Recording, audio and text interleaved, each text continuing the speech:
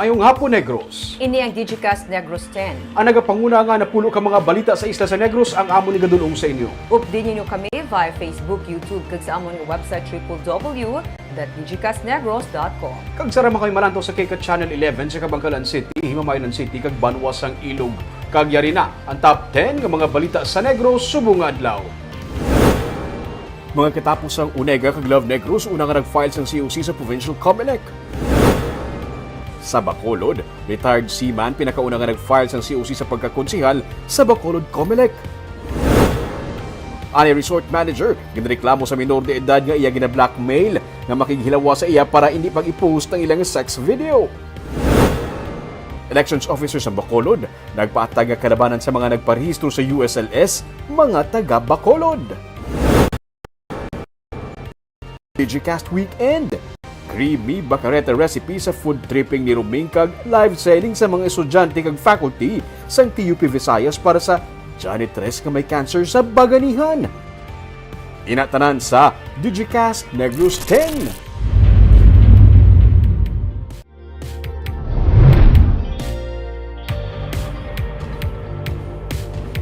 Sa number 10, isa naman ka ginakabig nga drug den ang gindismantle sang PDEA Region 6 kahapon sa buy-bust operation nga ginpatigayon sa Barangay 25 sa Bacolod. Naaresto sa buy-bust ang 11 ka mga persona nga nadakpan nga yara sa sulod sang drug den. Kabahin sa nadakpan ang ginakabig drug den maintainer nga si J.R. Silva. Lunsay mga high-value target man ang makaupod niya sa sulod sang drug den suno sa PDEA. 13 ka sachets ang ginapatihan Cebu nga ginabulubanta nagabalor malapit 75,000 pesos ang nakuha sa ila. Kaso nga paglapas sa Republic Act 9165 ang ila pag-aatubangon.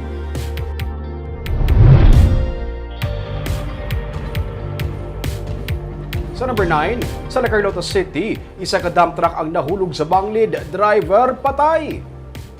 Patay ang 43 anyos nga si RG Galido matapos mahulog sa banglid sang kahapon. Ang iya ginamaneho nga dump truck sa dalan sa barangay Aral sa syudad sang La Carlota. Sunod sa PNP, nadulaan sa kontrol ang driver samtang nagapadulong sa La Carlota proper, kabangtanan nga naglapaw ini sa kilid sang dalan. Nahulog sa banglid ang truck, kagintunaan sa pag-agom sa biktima sang madamo nga mga pilas. Siya ang gindala pa sa ospital pero gindeklarar man nga dead on arrival.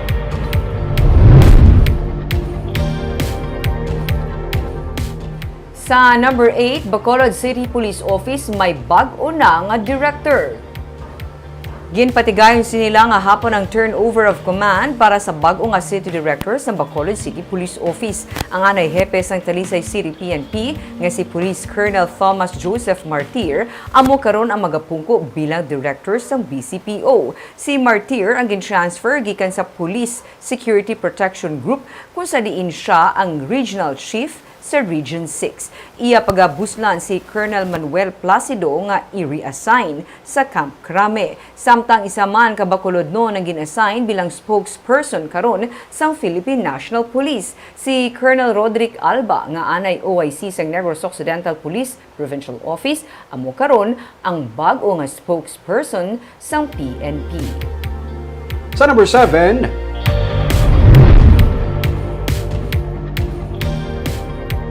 mga nagabusong kag nagapa-breastfeed ng mga iloy, ginpang bakunahan sa mall. Kabahin ang mga nagabusong kag mga naga-breastfeed nga posible maka-experience ng severe illness kung malatnan sang COVID-19. Gani sila man ang mangin prioridad sa gipatuman nga buntis day-free vaccination sa mall sumugod sa Setyembre 22 kag 30. Kabahin ini sa tikang sang Emergency Operations Center pud sa Philippine Obstetrics and Gynecology Society Negros Occidental Chapter. Agud nga mapangapinan ang mga iloy kag ang ila ginabusong nga lapsag. Ilabi na karon nga nagasaka ang COVID-19 cases gatuga man sang Delta variant sa Bacolod City. Mas nangin masupog man ang vaccination program sa Bacolod agud nga mapadasig ang pagpalabot sa bakuna sa pumuluyo para malabot ang herd immunity sa syudad.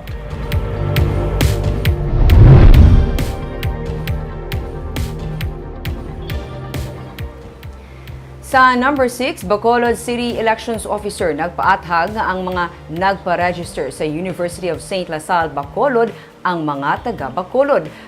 Ang mga nagpa-transfer naman sa ilang nga voters registration kalabanan gikan sa upo nagpinauli sa syudad bangod sang pandemic. Samtang nagreklamo naman ang isa ka nagparehistro nga ginsakit sang isa man ka nagparehistro. May report si Nico Delfin. Sir, wala mo na lang tanigin obra, sir, kay kasakit-sakit man bidaan, sir, sa paghulat sa linya, sir. Tapos, Tatlo ka adlaw nga nagpulaw bugtaw ang 20 anyos nga si Ethan James Sarmiento sang barangay Mansilingan sa Bacolod antes niya natapos ang pagparehistro sa COMELEC Voters Registration sa USLS ang Huwebes. Ang masubo kay nagpauli siya nga nagamanulang na tuong nga kamot matapos nga ginlungi sing isa ka lalaki samtang silang nagadas o kanay sa pila sa gwa sang USLS Coliseum. sa lalaki na naglugi sa akon sa linya, sir, wala mo na lang tanigin obra, sir, kay kasakit-sakit man bidaan, sir, sa paghulat sa linya, sir. Tapos, mangagaw ka lang dahil sang linya, tapos kaputon mong kamot ko, kag lugion mo pa. Sala na, sir. Sa mga nagpa-register, kag nagalinya, be responsible na lang kita. Kag, lang tayo, hindi lang tayo mag-agaway sang pwesto, tiniklodanay, kag ano-ano pa da, kay kita ya, be patient lang tayo. Nalagyo ang wala makilalan nga persona. Suno kay Attorney Catherina Trino Canya, election officer sang COMELEC Bacolod, ang masami nga kinagamo sa last days ang voters registration ang isa sa ilaluyag kung tani mapaiway. Amo nga sa paghatag man sa extension sa schedule sang voters registration, nagalaom siya nga temprano pa nga magpadulong sa mga registration sites ang mga voter applicants. Nagsulat ng COMELEC sa pamunuan sa USLS agod nga mapadayon didto ang voters registration sumugod Oktubre 11 tubtob 30. 8 o'clock until 5 o'clock in the afternoon lang, hindi na kita 7. So hindi kita ma-expect nga ang aton nga lasal nga 500, hindi na kita makakater na 500 because nga ang aton nga registration is until 5 lang. So siguro ara kita sa 300 lang. Naga-coordinate kita sa police naton, sa aton nga city, sa task force disiplina and sa city legal naton para nga ma-help bala ang makontrol ang aton nga crowd. But when it comes na inside the Coliseum, orderly gid ya. Ginsiling man ni Kanya nga kung basehan ang ila record, kadaman sa 2,000 ka mga nagparehistro sa 3-day registration sa USLS ang taga Bacolod. Ang masobra sa 400 nga nag-transfer sing ila registration sa Bacolod, mga yadtong nagpinauli sa syudad sang nagsugod ang pandemic sang 2020. Dugang diri ang pila pa ka mga botante halin sa out of town nga luyag man magsaylo agud makaboto sa Bacolod. Ang 455 na, it doesn't mean nga tanan na sila is from within the province no nga Negros Occidental lang. Amba ko iban sila dira halin pa sa ibang nga lugar sa Manila, sa Cebu, sa Samar. So scattered na siya nga mga nga mga application for transfer na siya. Nagapati man si Kanya nga hindi ang ginapatuman nga voters registration ang rason nga nagsakang COVID-19 cases sa syudad. I don't think kung inaila na iya ma-prove, sila na iya ma-prove nga halin gid man sa aton nga registration because sila man ang naga-conduct sang contact tracing naton kay wala man niya sa aton. Taliwas ini sa nangin pahayag sa pamunuan sa Bacolod Emergency Operation Center nga isa ka super spreader event ang registration nga ginadag sa sang tawo kag isa ini sa mga rason nga nagdamo ang COVID cases sa Bacolod. Nico Delfin para sa Digicast Negros.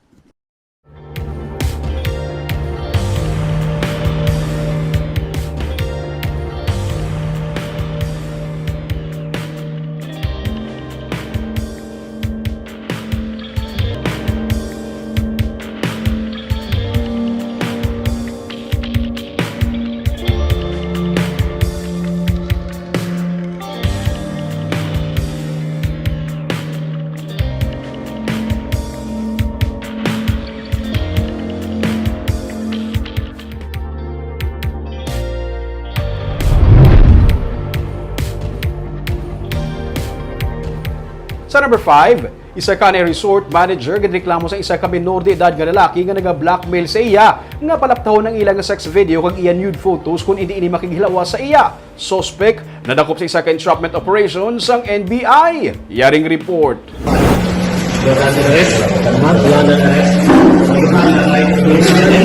Anything you say will be used against you.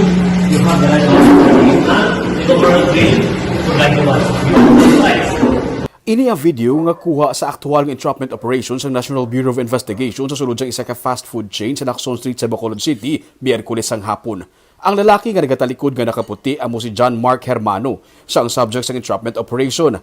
Pagsuksok sa minor de edad sang iyakalo, sinyalis na ini para sa mga operatiba sang NBI nga arestuhon ang ani resort manager. Sunod sa agent in charge ng NBI Bacolod, nga si Attorney Renua Valdovino, nagpadulong sa ilang talatapan ang tagreklamo sang Lunes. Iya ginaaligar nga gina-blackmail siya sang suspect nga ipalaptahon ang ilang sex video kag iya nude photos kung hindi ini makighilawas sa iya. Na yes, nireklamo nga yung suspect na nagdidemand na magkita sila ulit. Okay. Na in exchange, i-delete daw ng suspect yung video photos tsaka nude photos ng victim. Dugang pa ni Valdovino nga nakilala sa minor de edad nga biktima ang suspect pinagi sa social media. Nagakinhanglan sa kwarta ang biktima kag ginapadalaan siya sang suspect kag sang ulihi may mga sexual acts na nga involve kag lipod sa ihibalo sa minor de edad nga gina-record ng ini nga mga bagay. Nagpa-promise na itong suspect na bibigyan siya ng pera if you will do this, mga sexual act na nga, na nire-record pala without the victim knowing na nire-record pala yun. Okay. Nagbi-video call sila, di ba? Sila, Oo, kaya you perform yung yan. Aside from yung lumabas sila. Nasugilanon sang Digicast Negros ang suspect kag nag-ayo ini nga hindi lang ani maghatag sang komento kag ginapreparar pa sang iya do ang ilang statement. Pero sunod sa iya, hindi matuod ang akusasyon. Nagapanidugan siya nga wala sang binastos nga video nga naka-record sa iya sini nga cellphone nga yara karon sa custody sang NBI. Mga kaso nga pagsupak sang Child Abuse Law, Child Pornography, kag Photo and Video Voyeurism Act ang mga kaso nga gipasaka sang NBI batok sa suspect sang kahapon. Sunod sa NBI, sa mga cybercrime cases nga ginauyatan nila, kalabanan diri may angot sa investment scam. Sini nga tuig, subong lang may amo sini nga reklamo. Kung may biktima sang pag-blackmail nga may involve nga pag-record sa video o nude photos, ginahaylo ni Valdovino ang mga biktima nga manugid sa ilang ginikanan kag magpalapit sa NBI. They should report to their parents. At yung parents, pumunta na dito sa amin, sa NBI. And then we will act properly on the matter para mahuli natin yung mga taong yan. Nagkikipagkaibigan sila dyan na hindi alam na yun pala may motive na iba sa, may tangka sa'yo. Dapat kuno maghalong sa negatibo nga epekto sa social media kung sa diin may mga minor de edad nga ginapang-into, gani dapat giyahan sa mga ginikanan ang mga kabataan sa eksakto nga paggamit ng social media para hindi mabutang sa parehas nga sitwasyon nga gindangtan sa biktima.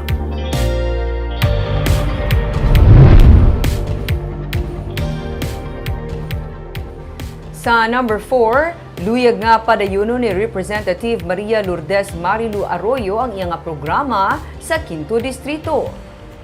Pinakauna nga nag-file para sa congressional race si Arroyo sa Comelec Negros Occidental kay Ines ang aga. Isa sa mga programa ni Arroyo nga nagbenepisyo sa mga taga 5th Distrito among assistance sa mga hemodialysis patients nga naubos na ang ilang claims sa PhilHealth. Ginsiling ni Arroyo nga siya ang ginasuportahan sa mga alkalde sa 5th Distrito. Iya naman ginpahayag nga siya ang neutral. Kung may pagsumpunganay man sa mga magkapartido sa idalom sa 5th Distrito, sunod sa iya, sarang magpapili ang sinuman nga may ikasarang. Sa bahin sa presidential candidate sunod kay Arroyo, iya pagasuportahan ang mangin kandidato nga itibong sang iya partido nga lakas CMD. Kasi mag-neutral ako. But the incumbent, of course, support. If they need anything, support ako.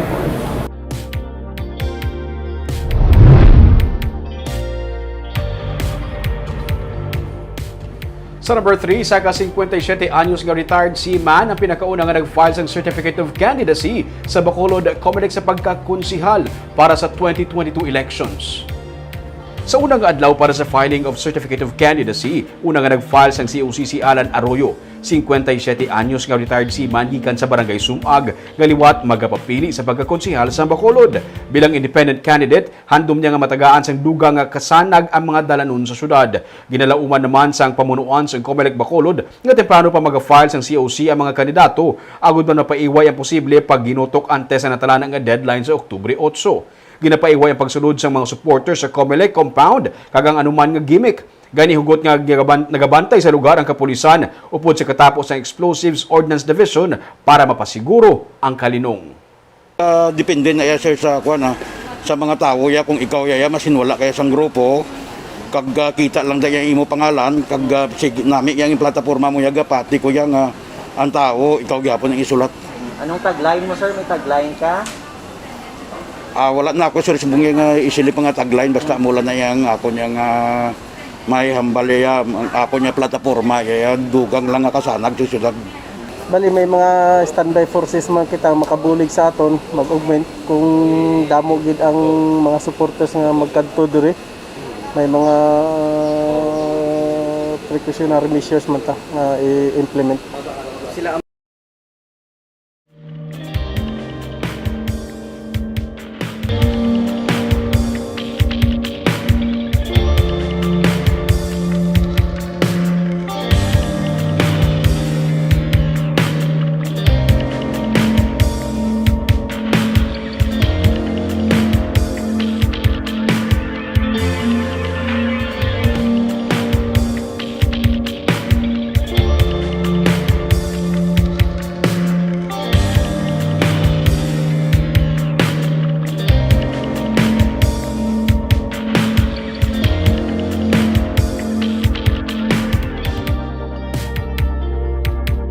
Sa number 2, kung bala nagalao mo siya nga makapungko liwat bilang Deputy House Speaker, sunod kay Mercedes Alvarez nagadepende ang tanan sa magapungko nga liderato sa Kongreso.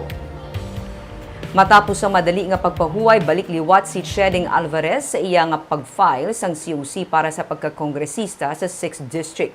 Talusan niya ang iya nga amay nga si Representative Genaro Limao Alvarez. May nabilin pa nga termino ang duha ka utod nga sa John Paul Alvarez kag Genaro Rafael bilang alkalde kag vice alkalde sang Ilog. Sa 6th District ginalantaw nga sa hinubaan mismo ang magkaupod sa partido ang magasumpunganay sa mayoralty race. Ginapaabot ang pagsambuwa nandaya Konsehal Daf Reliquias kag punong barangay Oscar Daclan kung sino ang iya nga suportahan sa ila, iya ginsiling nga wala pa man naka-file ang duha kag sila ang pareho nila nga abyan. Ginapaabot man ang pagsumpungan na isang magkapartido sa Kanduni, pero sunod kay Alvarez, ini ang lipod pa sa iya nga ihibalo. Samtang nagahulat naman siya kung sino ang pagasuportahan sa Nationalist People's Coalition sa pagka-presidente.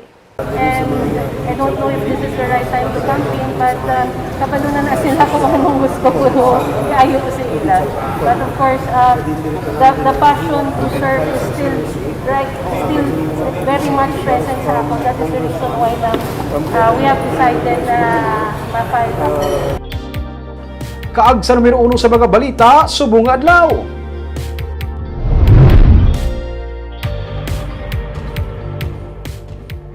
Ginpangunahan sang Love Negros kag Unega ang filing sang Certificates of Candidacy sa unang adlaw sang filing sang COC sa Negros Occidental Comelec. Kunta ni challenger para sa pagka-vice gobernador sa probinsya, napaslawan makasumiti sang iya COC, bangod wala ginbaton sang Comelec kay kulang ang iyang requirements. Ma-report si Barbara Mijares. Pinakauna nga nag-file sang Certificate of Candidacy sa Comelec Negros Occidental si Board Member Manuel Frederico sa 3rd District. Dungan sila ni Board Member Andrew Montelibano kag pareho nga mga re-electionist. Ginpakamaayos ang Love Negros kag Unega nga mangin batch by batch ang filing sang COC para masunod ang COVID protocols nga ginapatuman sang Comelec. Sa 4th District naman, nag-file sang COC para sa SP si Board Member Jose Benito Alonso kag si Konsehal Andrew Martin Torres nga nagtalos kay Board Member Victor Havillana nga yara na sa iya ikatlo nga termino. Si Torres ang anak ni Vice Mayor Ramon Torres. Batan na siya ni Mayor Munet, Vice Mayor Subong. Vice Mayor. Vice Mayor, subong Councilor na siya for 3 terms pa. Sang hapon nag-file para sa 1st District ang mga re-electionist nga kanday Board Member Romelda Bulgado kag Araceli Somoza. Sa 6th District naman, si Board Member Jeffrey Tubola nga re-electionist. Pinakauna naman nga nag-file sa iya nga COC bilang kongresista si Representative Maria Lourdes Marilu Arroyo sang 5th District. Balik politika naman si anay Deputy House Speaker Mercedes Alvarez nga nagaplano nga isa sa iya nga itibong sa iya nga pagbalik sa Kongreso ang pagpatukod sang milk bank. Kaupod ni Governor Eugenio Jose Lacson sa pag-file sa iyang COC para sa iyang second term si 1st District Representative Gerardo Valmayor. Ang vote of approval nga makuha sang coalition suno kay Lacson ang magatulod pagid sa ila nga maghatag sang mas maayo pagid nga serbisyo. Padayon suno kay Lacson ang bulig nga igahatag sang iya nga panghimanwa sa tunga sang ginabatsyag karon nga pandemic. We're hoping that the situation in our second term will be different from that of the first term. But if COVID is still around, then we will continue to address the challenges that is being posed by COVID. Kaupod naman ni Vice Governor Jeffrey Ferrer sa iya nga pag-file sang COC ang iya asawa nga si Representative Juliet Marie Ferrer sang 4th District. Kung tani may challenger na si Vice Governor Jeffrey Ferrer matapos magtuyo sa pag-file sang iya nga COC ang 33 anyos nga si John Ray Gargarita sang Binalbagan pero wala inigin baton sang COMELEC bangod sang kakulang sang requisitos. First time mo ni sir magpa-run? Mag-apply? Sa Vice Governor. Anong profession? By profession, sir? Ano ka, sir? Base criminology ang profession ko. Criminal. Di ka ga-work, sir? Before wala ko ma'am. Malapad man ang social hall kung sa diin ginapatigay ng filings ng COC. Suno kay Acting Provincial Election Supervisor, Attorney Ian Lee Ananoria, liwat niya nga ginapahanumdum ang mga maga-files ng COC nga jutayon pagid ang pagadalon nga mga kaupod santo sa COVID protocols. Labing ginahaylo niya ang mga magapapili nga temprano pa nga mag-file ng COC. Budlay kung last day, pa-file ka mo, tapos sala gali, tiway ka na yung chance makabawi. At least if you will not accept, pwede nila kung ma-revise or makakomply sa amon, may time pa sa mag-file. Tubtub sa Oktubre 8 ang filings ng COC nga nagalakip sang Sabado kag Domingo. Weekend na naman, boss. May mga kalingawan kami nga ginpreparar para sa inyo para sa Digicast Weekend. Sa Sabado, tinapanta ang unang food tripping ni Roming. Magluwas sa paglagaw, pagkaon ng isa sa mga stress reliever naton. Gani, may i-share ako sa inyong recipe sang creamy bacareta para may kasakuan ka mga bonding with your family sining weekend ina sa Sabado 10 a.m. Sa Sunday naman, atong saksihan ang istorya sang isa ka janitress ng TUP Visayas nga isa ka single mom kag karon na diagnose nga may cancer. Sino ba lang iya madalaganan sa sininga panahon sang pagtilaw sa iya nga kabuhi? Ina sa Baganihan sa Domingo at 10 a.m.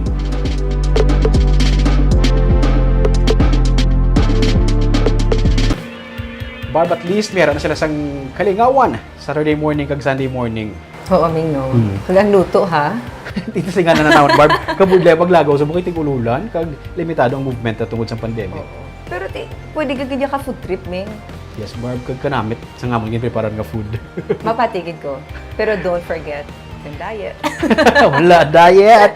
Kagamo yan mga balita sa Negros sa bunga adlaw. Kay man sa panahon karon importante nga may ihibalo ka sa nagakatabo sa imo nga palibot. Pero dapat balanse kag eksakto ang mga impormasyon. Parahan kami nga magapangalagad sa Negrosanon. Ako si Barbara Mijares. Tubtub sa Lunes, ako naman si Romeo Subaldo. Happy weekend!